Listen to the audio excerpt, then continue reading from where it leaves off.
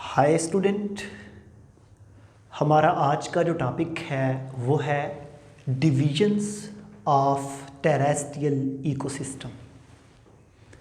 Student, इससे पहले जो मैंने आपके साथ टॉपिक डिस्कस किया था वो था टेरेस्ट्रियल इकोसिस्टम, और उसमें मैंने टेरेस्ट्रियल इकोसिस्टम के कैरेक्टर और उसके बारे में कुछ इन्फॉर्मेशंस आपके साथ शेयर की थी। तो अभी स्टूडेंट मैं ये बताने लगा हूँ कि हम टेरेस्ट्रियल इकोसिस्टम की फर्दर डिवीजन करते हैं कि ये किस किस्म का टेरेस्ट्रियल इकोसिस्टम है, ये किस किस्म का टेरेस्ट्रियल इकोसिस्टम है। जिस तरह के हम एनिमल्स की डिवीजन करते हैं, प्लांट्स की डिवीजन करते हैं, इसी तरह हम स्टूडेंट टेरेस्ट्रियल इकोसिस्टम की डिवीजन करते हैं। जब भी हम बात करते हैं इकोसिस्टम की तो आपको इस चीज़ का पता है कि interaction between biotic and abiotic organism या biotic and abiotic factor, कि हमारे पास बायोटिक और ए बायोटिक फैक्टर के आपस में जो इंट्रैक्शन होता है उसको हम बोलते हैं इकोसिस्टम। जब भी हम इकोसिस्टम की स्टडी करते हैं तो हमारे पास इकोसिस्टम की जो आपके सिलेबस का हिस्सा है ना, उसमें हम इकोसिस्टम की आपको पढ़ाएंगे 4 टाइप्स। वैसे तो इसके अलावा भी इकोसिस्टम मौजूद हैं आपके नेचर पे, आपके प्लैनेट पे, आपकी अर्थ के ऊपर, लेकिन जो बेसिकली आपके लेवल पे हैं वो 4 हैं। सबसे पहले है फॉरेस्ट इकोसिस्टम, उसके बाद है ग्रासलैंड इकोसिस्टम, उसके बाद है डेजर्ट इकोसिस्टम और उसके बाद है ट्यूंड्रा इकोसिस्टम। ये 4 जो हैं स्टूडेंट ये आपके सिलेबस का हिस्सा हैं। इन चारों को 1 बाय 1 मैंने आपके साथ डिस्कस करना है, और इसमें आपको स्टूडेंट ये भी बता दूं कि जो आपका फॉरेस्ट इकोसिस्टम है ना, इसको हम फर्दर डिफरेंट सब ग्रुप में डिवाइड करते हैं। जिस तरह के यहाँ पे है tropical rain forest, temperate deciduous forest, और उसके बाद है coniferous alpine and boreal forest. Simple सी बात है भाई, आपके सिलेबस में इकोसिस्टम को 4 ग्रुप में डिवाइड कर दिया, करने के बाद उसमें से जो फॉरेस्ट इकोसिस्टम है उसको फर्दर 3 ग्रुप में डिवाइड कर दिया। स्टूडेंट, इकोसिस्टम का इंट्रोडक्शन, उसके डेफिनेशन के बाद types of ecosystem that admit in your syllabus I also discuss with you. इसके बाद नेक्स्ट मैं आपको बताता हूँ बायोम्स। बायोम्स क्या है, पहले तो आपको बायोम्स का कॉन्सेप्ट क्लियर होना चाहिए। अगर हम बायोम्स के डेफिनेशन को देखते हैं तो बायोम्स है a large regional community primarily determined by climate. हमारे पास कोई ऐसी मकामी कम्युनिटी जो वहाँ के क्लाइमेट को डिटरमिन करे, उसको हम बोलते हैं बायोम। जिस तरह के फॉर एग्जांपल मेरे पास सहरा है, डेजर्ट। आपको पता है कि डेजर्ट में पाए जाने वाले एनिमल्स, डेजर्ट में पाए जाने वाले प्लांट, ये तमाम की तमाम जो आपस में मिलते हैं, ये डिफरेंट पॉपुलेशन जब आपस में मिलती हैं तो इनको हम कम्युनिटी कहते हैं। अब ये जितनी भी कम्युनिटी हैं ये वहाँ के क्लाइमेट से डिटरमिन होती हैं। जिस तरह का क्लाइमेट होगा उसी तरह की कम्युनिटी होगी। अगर वहाँ पे डेजर्ट के अंदर क्लाइमेट हार्श है, गर्मी बहुत ज़्यादा है, तो उन प्लांट्स के अंदर वाटर की स्टोरेज कैपेसिटी बढ़ती है, उनके ऊपर क्यूटिकल लेयर बन जाएगी। वहाँ पे पाए जाने वाले एनिमल्स जो हैं वो ज़्यादा देर पानी की गैर मौजूदगी में भी ज़िंदा रह सकते हैं। इसका मतलब है जिस तरह का इन्वायरमेंट होता है उसी तरह की कम्युनिटी होती है, और जिस तरह की कम्युनिटी होगी उसी तरह का वहाँ का इन्वायरमेंट एडजस्ट हो जाता है। तो बायोम्स की डेफिनेशन है अ लार्ज, बहुत बड़ी, रीजनल कम्युनिटी, मकामी community, a large regional community primarily determined by climate. Primarily का मतलब होता है बुनियादी तौर पे जो वहाँ के क्लाइमेट से डिटरमिन होती है। अब स्टूडेंट यहाँ पे ना ये कुछ बायोम्स हैं जो पूरी वर्ल्ड में पाए जाते हैं। आपकी सेकेंड ईयर की बायोलॉजी जो है सब मेजर इकोसिस्टम में, आपकी इस पेज के ऊपर ना एक अर्थ का मैप बना होगा और नीचे ये चंद बायोम्स के नेम लिखे होंगे, और उन बायोम्स का बताया होगा कि ये दुनिया में वर्ल्ड में कहाँ कहाँ पे पाए जाते हैं। जस्ट आपको वो मैप और मैप के ऊपर अगर आप याद कर लें तो ये बहुत अच्छी बात है, आपके लिए प्लस पॉइंट है। अगर आप ना भी याद करें तो आपको जो डायग्राम के नीचे रेड कलर की एक दो लाइन है ना, वो 2-4 लाइनें जो है वो पता हो। वहाँ पे डेजर्ट के बारे में बताया है कि वर्ल्ड में जो डेजर्ट है ना, ये 30 नॉर्थ और 30 साउथ के सेंटर में पाए जाते हैं। ये एमसीक्यूज आपने याद रखने, 30-40 के अराउंड।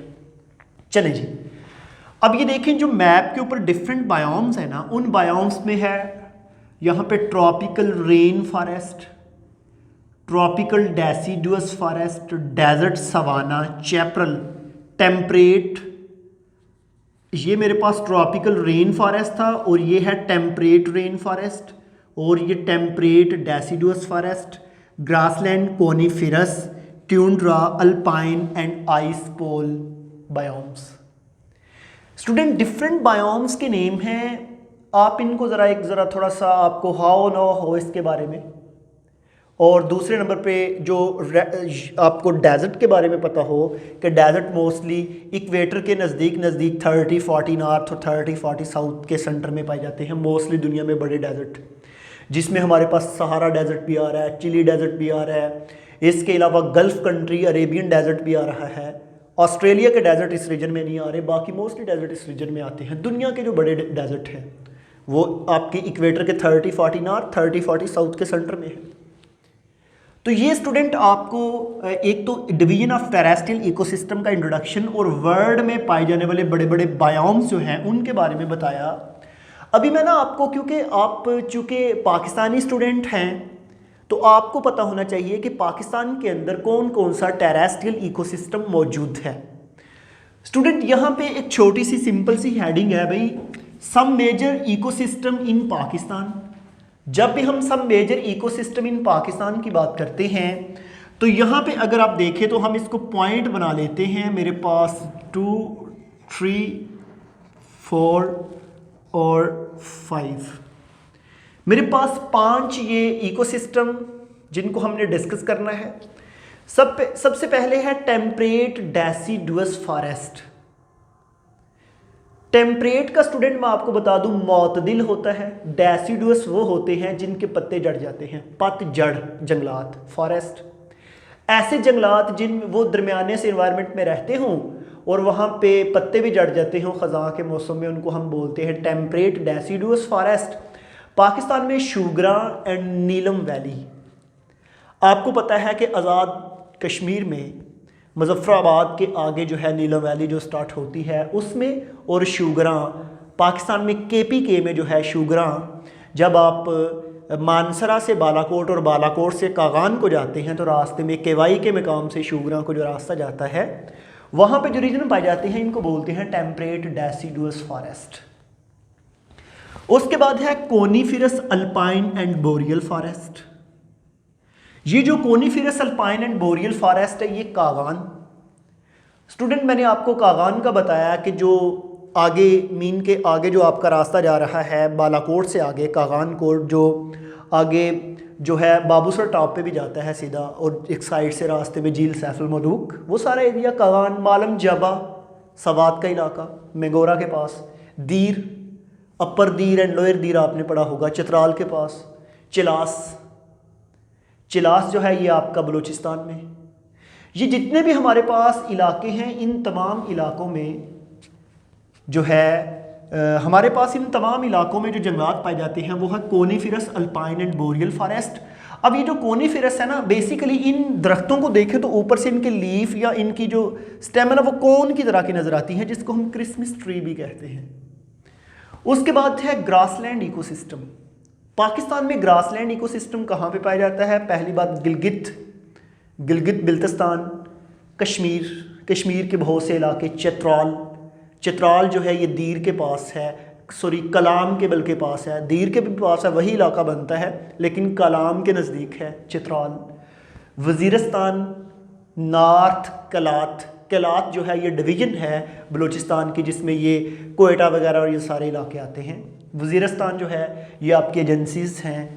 इन इलाकों में बड़े बड़े एरिया में छोटे छोटे बहुत बड़े मैदान हैं और वो ये मैदान आप ये नहीं कह सकते कि वो प्लेन है, प्लेचियो हो सकती हैं, माउंटेन हो सकते हैं, लेकिन वहाँ पे है सारा ग्रास।